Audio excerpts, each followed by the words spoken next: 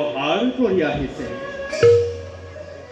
কুৰুবংশৰ সৃষ্টিয়েই বিসংগতিপূৰ্ণ আৰু বিসংগতিপূৰ্ণ কোনো সৃষ্টি কেতিয়াও স্থায়ী হ'ব নোৱাৰে।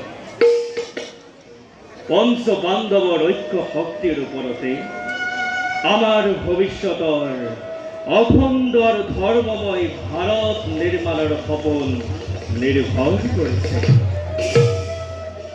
এতিয়া যাওঁ কালৰ গতিকে নিৰীক্ষণ কৰি মহাযুদ্ধৰ মহাচৰণলৈ নিজকে প্ৰস্তুত কৰোঁগৈ।